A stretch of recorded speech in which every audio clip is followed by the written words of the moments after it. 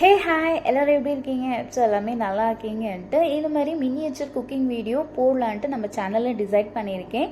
இனிமேல் அப்பப்போ இந்த மாதிரி மினியேச்சர் வீடியோ வரும். மைண்ட் ரிலாக்ஸேஷனுக்காக நான் இந்த வீடியோ மேக் பண்ணலான்ட்டு டிசைட் பண்ணியிருக்கேன். அண்ட் அதே மாதிரி எப்பயுமே கேக் பண்ணிகிட்டே இருக்கீங்கக்கா, வேறு வீடியோ போடுங்கன்ற மாதிரி நினைப்பீங்க சில பேர். அவங்களுக்காகவும் தான் இந்த வீடியோ.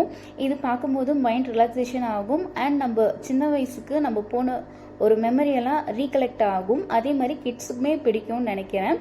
எனக்கு உண்மையாகவே நான் சின்ன வயசில் பண்ணதெல்லாம் எனக்கு மெமரி கலெக்ட் ஆச்சு. அவ்வளோ ஹாப்பியாக ஃபீல் பண்ணேன். இந்த மாதிரி சின்ன வயசில் சொப்பு சாமானை வச்சு ஆடும்போது ரொம்பவே சந்தோஷமாக இருக்கும். அவங்கவுங்க வீட்டிலேருந்து ஒரு ஒரு பொருளும் எடுத்துகிட்டு வந்து இந்த மாதிரி குக்கிங் பண்ணுவோம். அது எல்லாமே எனக்கு மெமரி வந்து போச்சு.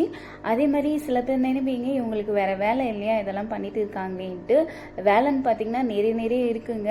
அதுக்கு நடுவில் தான் இதெல்லாம் பண்ணிட்டு இருக்கேன். அதனால வேலை வெட்டி இல்லாத இதெல்லாம் பண்ணுறேன்னு யாரும் நினச்சிடாதீங்க. என்னோட மைண்ட் ரிலாக்ஸேஷனுக்கு எனக்கு எது பிடிச்சிருக்கோ நான் அதை பண்ணுறேன். ஸோ ஐ டோன்ட் கேர் யார் எது நினச்சாலுமே எனக்கு கவலை இல்லை. குழந்தை இல்லை இவங்களுக்கு, ஸோ அதனால இவங்களே குழந்தைய மாறிட்டாங்களான்னு கூட சில பேர் மனசில் நினைப்பீங்க. ஸோ யார் எது பற்றி நினைச்சாலும் எனக்கு பிரச்சனை இல்லை. எனக்கு பிடிச்சிருந்து நான் பண்ணுறேன், அவ்வளோதான். எத்தனை பேருக்கு இந்த வீடியோ பார்த்துட்டு சின்ன வயசு ஸ்வீட் மெமரிஸ்லாம் கலெக்ட் ஆகுதுன்னு சொல்லுங்கள், நான் தெரிஞ்சுக்கணும்னு ஆசைப்பட்றேன். அண்ட் இதே மாதிரி நிறைய பேர் மினியேச்சர் குக்கிங் வீடியோலாம் மேக் பண்ணுறீங்க. அவங்க யாருன்னா இந்த வீடியோ பார்த்தீங்கன்னாக்கா நான் எந்த மாதிரி இம்ப்ரூவ்மெண்ட் பண்ணணும், இதெல்லாம் மாற்றினா நல்லா இருக்கும்ன்ட்டு எதனா ஐடியா இருந்தால் சொல்லுங்கள். ஸோ நான் இம்ப்ரூவ்மெண்ட் பண்ணுறதுக்கு ஈஸியாக இருக்கும்.